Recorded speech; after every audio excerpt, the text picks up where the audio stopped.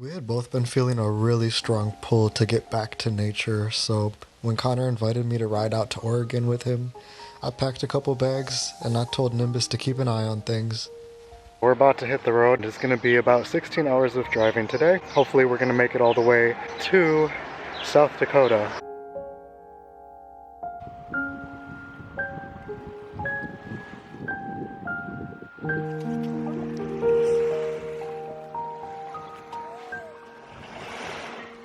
From Michigan to Oregon to everywhere in between, we stopped and collected a little bit of water for a painting that I'm going to be working on that will encompass the entire trip.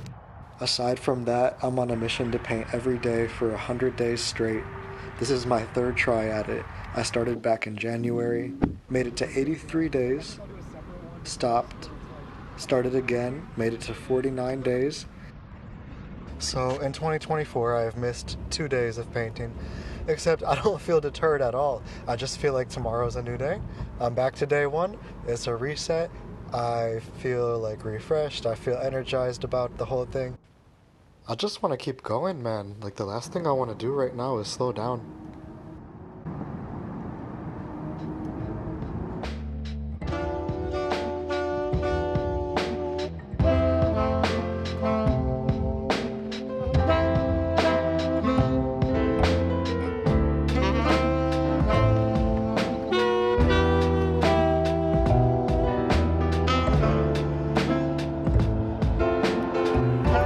Nice.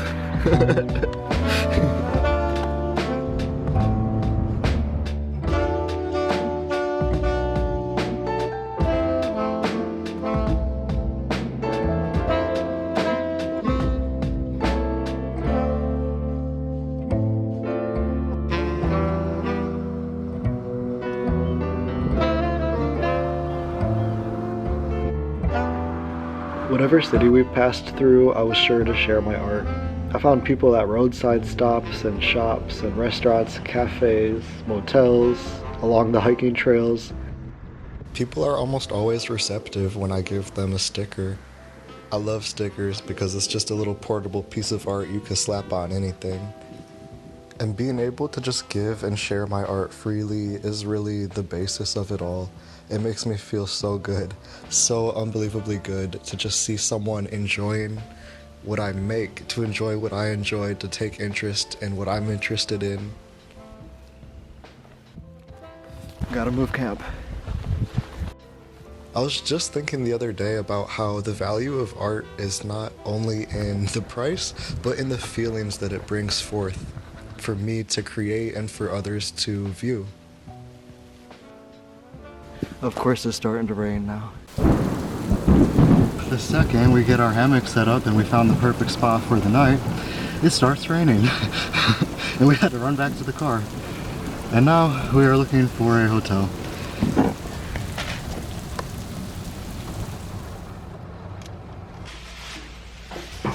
We made it to a hotel since we got rained out.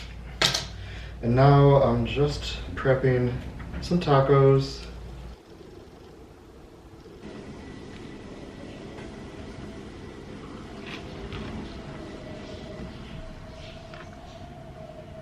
I really think that the only thing between me now and me being a full-time creative is one giant leap of faith.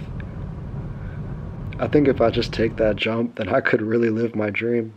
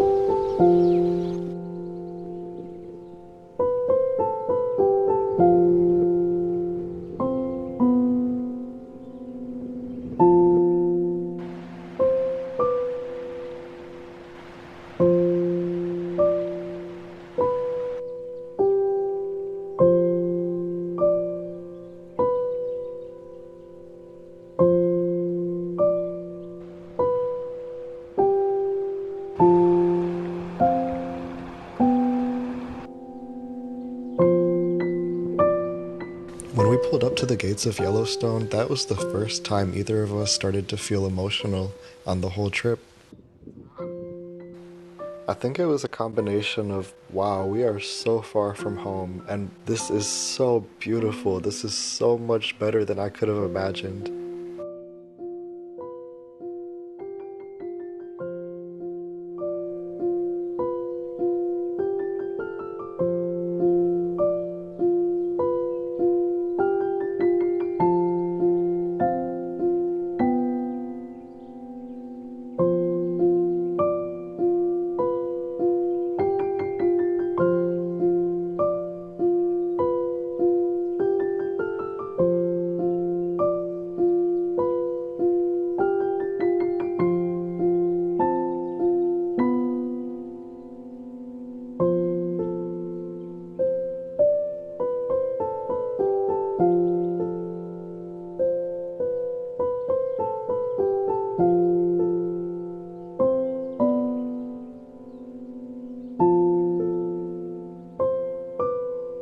It is a magical place.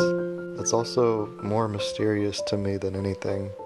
I don't understand. I know science can explain it all, but I do not understand how the land is doing the things that it is doing.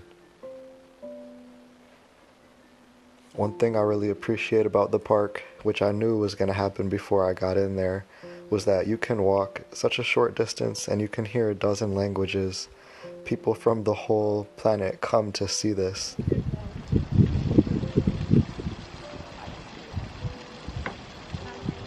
And there's a sense of togetherness when you're there. Even without looking at anybody, even without having to communicate, you do feel that sense of unity or community at Yellowstone. At least I did.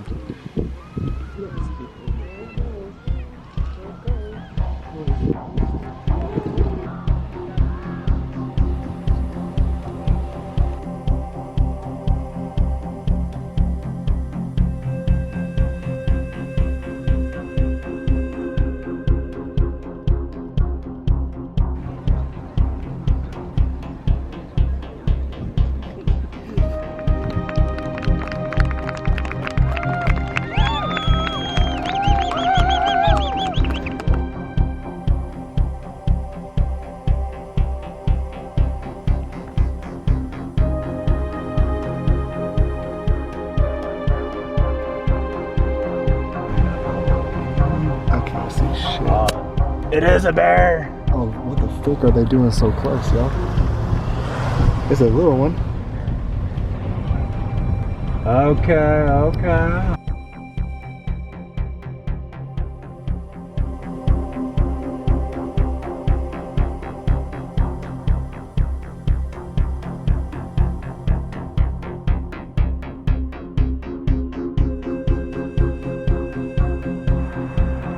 So, I got my sleeping setup for tonight.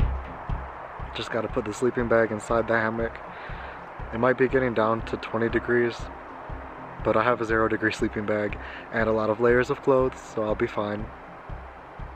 This is the first night of the trip that we've actually got to do some camping, and I've been wanting to since the first night, but we got rained out, and then we just ended up visiting a friend in the last city of Bozeman. So tonight, just outside of Yellowstone, West Yellowstone, in Montana, on the border of Montana and Wyoming, or maybe we're in Wyoming. No, I think we're in Montana. We're setting up camp. I'm gonna do a little bit of painting. I'm just watching these little, I think they're finches, flying above me, wondering what I'm doing in their trees. We'd seen bison, we'd seen prairie dogs, and then on our way out of the park, we saw a brown bear, a little baby brown bear.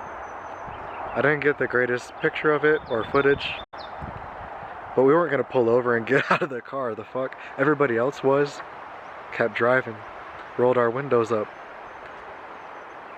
Not gonna become another statistic like my brother said.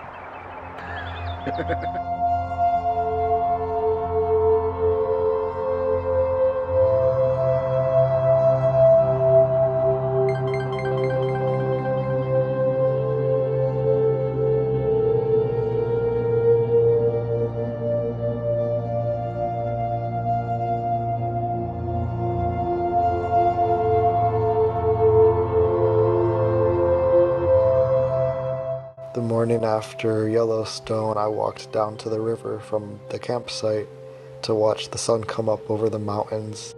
The night before, I had been down there scoping it out. That was one of the highlights of the trip for me, standing surrounded by just feeling so tiny up against the elements of nature. And I felt like that moment was made just for me.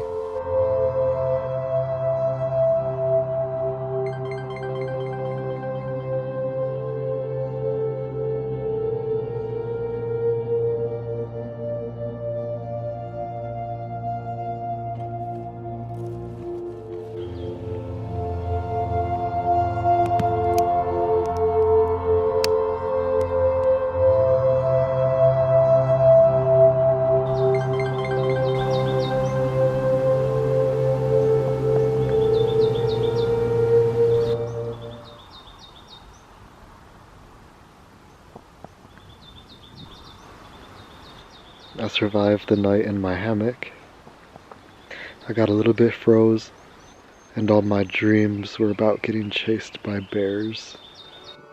I know that for a lot of people this is not a rare occurrence, but I still get so excited every time I see a bald eagle. And on this trip, I saw 6.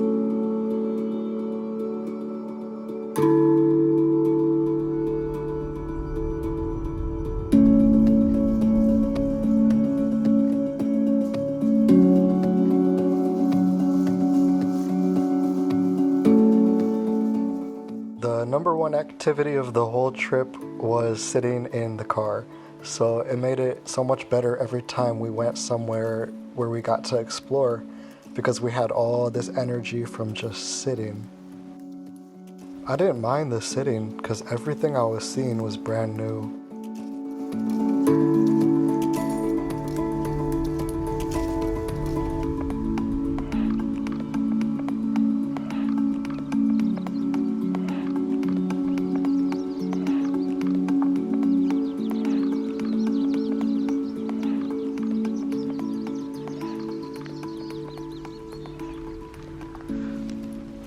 No.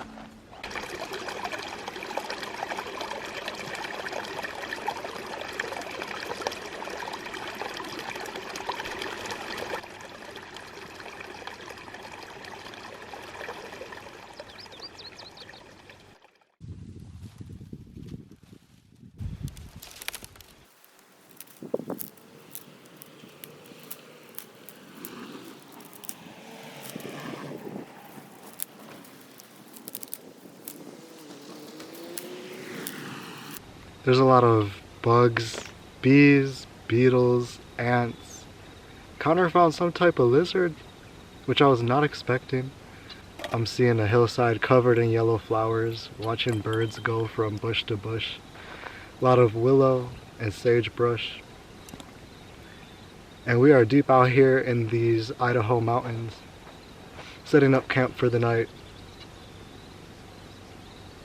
I'm gonna do a little bit of painting before it's fully dark.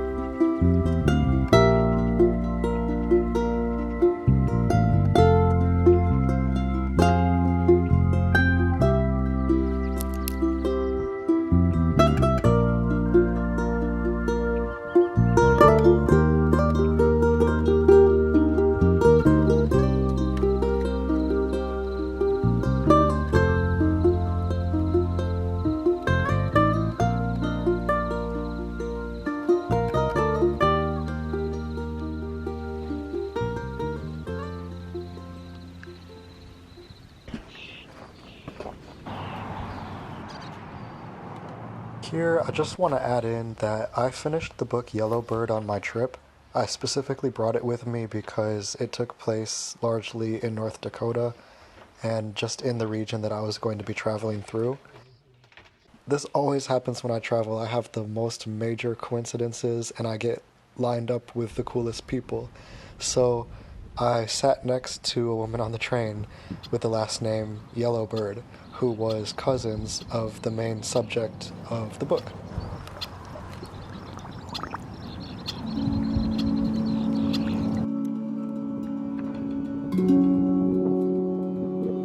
On the last day of the trip, I had to come to accept two things. First, that I would be going home alone. And second, the place that I'm coming back to is not exactly where I want to be.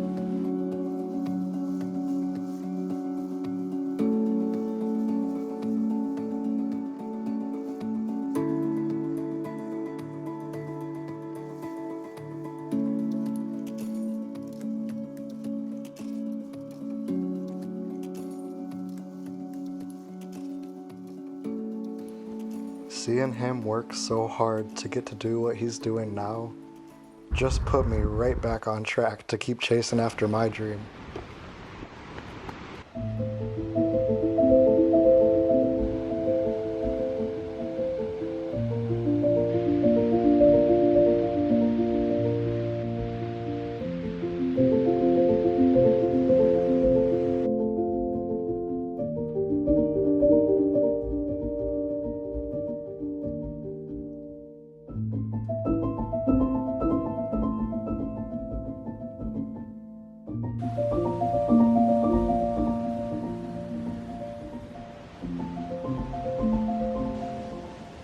Right before we said goodbye, the advice he gave me was that I need to stay out of neighborhood drama, keep focusing on my art, and he said that if my dreams don't scare me, they aren't big enough.